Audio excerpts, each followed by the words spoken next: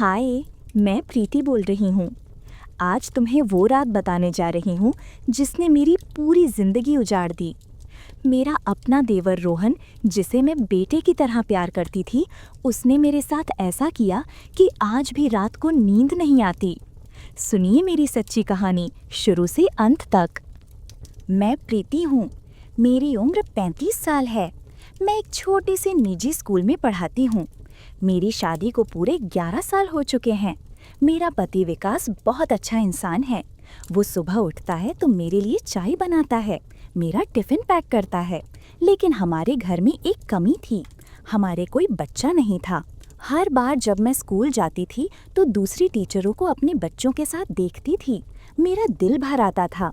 रात को अकेले में मैं अपनी डायरी खोलती थी और लिखती थी कि हे भगवान, एक बच्चा दे दो, मैं माँ बनना चाहती हूँ।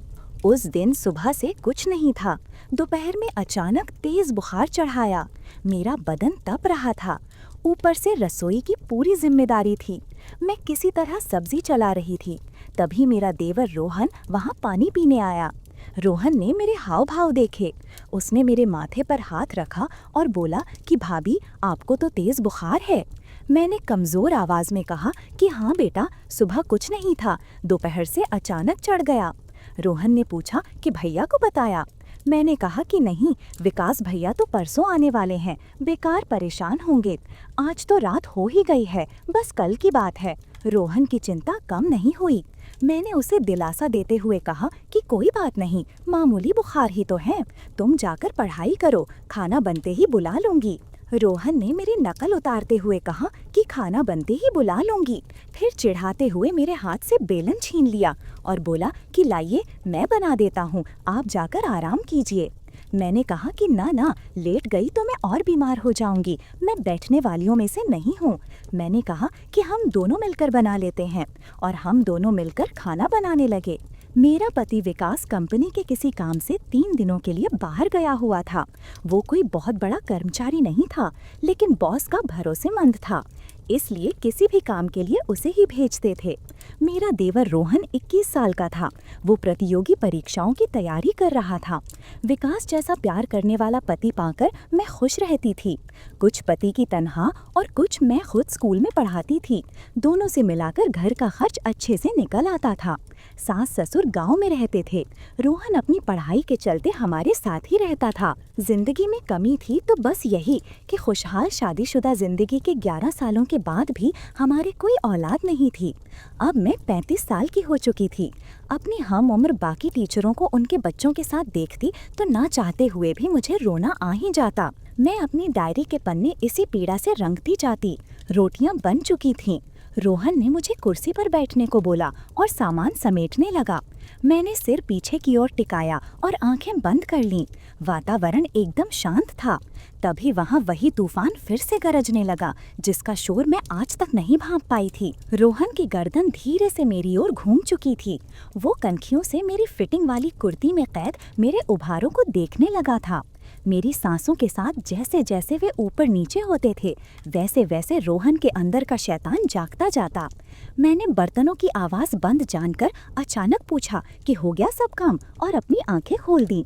रोहन हकबका गया और बोला कि हाँ भाभी, बस हो ही गया। फिर जल्दी जल्दी बाकी काम निपटाया और खाने की चीज़ों को उठाकर मेज़ पर ले गया। मैंने मुश्किल से 2 रोटियां खाईं, वो भी रोहन की जिद पर। वो ज़बरदस्ती सब्जी मेरी प्लेट में डाल दे रहा था। खाने के बाद मैं सोने जाने लगी तो रोहन बोला कि भाभी, 15 मिनट के लिए आगे वाले कमरे में बैठिए ना, मैं आपके लिए दवा ले आता हूँ। मैंने मना किया कि अरे नहीं, रात भर में उतर जाएगा, लेकिन रोहन कहाँ मानने वाला था। उसने कहा कि मैं पास वाले केमिस्ट से ही दवा लेकर आ रहा हूँ भाभी, जहाँ से आप हमेशा मंगाती हैं। दरवाज़ा बंद कर लीजिए, मैं अभी आया। कहता हुआ वो निकल गया। मैंने दरवाज़ा बंद किया और सोफे पर पैर ऊपर करके बैठ गई। रोहन ने तय कर लिया था कि आज वो अपने मन की करके ही रहेगा। इस बीच केमिस्ट की दुकान आ गई। केमिस्ट ने रोहन को खोया सा देखा और पूछा कि क्या बात है रोहन बाबू। रोहन का ध्यान वापस दुकान पर आया। उसने जवाब दिया कि दवा चाहिए थी। केमिस्ट ने छेड़ते हुए बोला कि अबे तो यहाँ क्या मिठाई मिलती है, वो उसका पुराना दोस्त था। रोहन मुस्कुरा उठा और कहा, अरे जल्दी देना। केमिस्ट ने हैरत से उसकी ओर देखा और बड़बड़ाते हुए कहा कि जल्दी देना। फिर पूछा कि कौन सी दवा चाहिए, ये तो बता। रोहन को याद आया कि उसने तो सचमुच कोई दवा मांगी ही नहीं थी। उसने ऐसे ही बोल दिया कि भाभी की तबीयत ठीक नहीं है, उन्हें बुखार है, जरा नींद की गोली देना। केमिस्ट ने सोचते हुए उसे देखा कि नींद की गोली बुखार के लिए। वो खुद भी मेरे हुस्न का दीवाना था, हमेशा मेरे बारे में चटकारे ले लेकर बातें किया करता था। उसने रोहन के मन की बात ताड़ ली। ऐसी बातों का उसे बहुत अनुभव था। उसने नींद की गोली के साथ बुखार की भी दवा दे दी। रोहन ने लिफाफा जेब में रखा और तेजी से वापस चलने को हुआ। तभी केमिस्ट चिल्लाया कि अरे भाई, खुराक तो सुन ले। रोहन को अपनी गलती का एहसास हुआ। वो काउंटर पर आया। केमिस्ट ने उसे डोज बताई और आंख मारते हुए बोला कि ये नींद वाली 1 से ज्यादा मत देना, टाइट चीज है। रोहन के मन का डर उसकी जबान से बोल पड़ा। उसने कहा कि अबे क्या बकवास कर रहा है, उसकी तो चोर की दाढ़ी में तिनका वाली हालत हो गई। वो जाने लगा। केमिस्ट पीछे से कह रहा था कि अगली बार हमको भी याद रखना दोस्त। रोहन उसे अनसुना करता हुआ आगे बढ़ गया। घर लौटने पर डोरबेल बजाते ही मैंने दरवाजा खोल दिया और बोली कि यहीं बैठी थी लगातार। रोहन ने अपने माथे से पसीना पोंछते हुए कहा कि जी भाभी, आइए अंदर चलिए। मैं अपने कमरे में आकर लेट गई। रोहन ने मुझे पहले बुखार की दवा दी। मैं दवा लेकर सोने के लिए लेटने लगी तो रोहन ने मुझे रोका और बोला कि भाभी, अभी एक दवा बाकी है। मैंने थकी आवाज में बोला कि कितनी सारी ले आए भैया, और बाम लेकर माथे पर लगाने लगी। रोहन ने कहा कि भाभी दीजिए, मैं लगा देता हूँ। उसने मुझसे बाम की डिब्बी ले ली और मेरे माथे पर मलने लगा। थोड़ी देर बाद उसने मुझे नींद वाली गोली भी खिला दी और लेटा दिया। रोहन मेरा माथा दबाता रहा। थोड़ी देर बाद उसने पुष्टि करने के लिए मुझे आवाज दी और बोला कि भाभी सो गई क्या? कोई जवाब नहीं मिला। रोहन ने मेरे चेहरे को हिला डुलाकर भी देख लिया। कोई प्रतिक्रिया न पाकर वो समझ गया कि रास्ता साफ हो चुका है। रोहन की कनपट्टियों में खून तेजी से दौड़ने लगा। वो बत्ती जलती ही छोड़ मेरे ऊपर आ गया। मर्यादा का आवरण प्याज के छिलकों की तरह उतरते चले गए। कमरे में आए भूचाल से मेज पर रखी विकास और मेरी तस्वीर गिरकर टूट गई। सब कुछ शांत होने पर रोहन थक कर चूर चूर होकर मेरे बगल में लेट गया। उसने बेशर्मी से बड़बड़ाया कि बस अब बुखार उतर जाएगा भाभी जी, इतना पसीना जो निकलवा दिया मैंने आपका। फिर मेरी कुछ तस्वीरें खींचने के बाद मुझे कपड़े पहना दिए। मैं अब तक धीमे धीमे करा रही थी। रोहन पलंग से उतरा और खुद भी कपड़े पहनने लगा। तभी उसकी नज़र आधी खुली दराज पर गई। भूल से मैंने अपनी डायरी उसी में छोड़ी हुई थी। रोहन ने उसे निकाला और कपड़े पहनते पहनते उसके पन्ने पलटने लगा। अचानक एक पेज पर जाकर उसकी आंखें अटक गईं। वो अभी अपनी कमीज के सारे बटन भी बंद नहीं कर पाया था, लेकिन उसे इस बात की परवाह नहीं रही। वो अपलक उस पन्ने में लिखे शब्दों को पढ़ने लगा। उसमें मैंने लिखा था कि बस अब बहुत रो लिया, बहुत दुख मना लिया औलाद के लिए। मेरा बेटा मेरे पास था और मैं उसे पहचान ही नहीं पाई।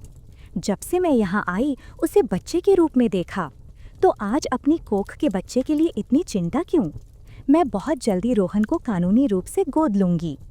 रोहन की आंखों के आगे अंधेरा छाने लगा। वो सिर पकड़कर वहीं बैठ गया और जोर जोर से रोने लगा। फिर भागकर मेरे पैरों को पकड़कर अपना माथा उससे रगड़ते हुए रोने लगा और बोला कि भाभी मुझे माफ़ कर दो, ये क्या हो गया मुझसे। अचानक रोहन का ध्यान मेरे बिखरे बालों पर गया। उसने जल्दी से ज़मीन पर गिरी मेरी हेयर क्लिप उठाई और मेरा सिर अपनी गोद में रखकर बालों को संवारने लगा। वो किसी मशीन की तरह सब कुछ कर रहा था। हेयर क्लिप अच्छे से मेरे बालों में लगाकर रोहन उठा और घर से निकल गया। अगली सुबह तकरीबन 8 बजे मेरी आंखें खुली। मेरा सिर अभी तक भारी था। घर में भीड़ लग चुकी थी। एक आदमी ने आखिरकार बोल ही दिया कि देवर भाभी के रिश्ते पर भरोसा करना ही पागलपन है। मेरे सिर में जैसे करंट लगा। मैं सवालिया नज़रों से उसे देखने लगी। तभी इलाके के पुलिस इंस्पेक्टर ने प्रवेश किया और बताया कि आपके देवर रोहन की लाश पास वाले नदी से मिली है। उसने रात को खुदकुशी कर ली। मेरा कलेजा मुंह को आने लगा। मैं हड़बड़ाकर पलंग से उठी, लेकिन लड़खड़ाकर गिर गई। एक महिला सिपाही ने रोहन के मोबाइल फ़ोन में कैद मेरी कल रात वाली तस्वीरें मुझे दिखाईं और कड़क कर पूछा कि कल रंग रलियां खनाते मनाते ऐसा क्या कह दिया लड़के से तूने जो उसने अपनी जान दे दी। तस्वीरें देखकर मैं हैरान रह गई।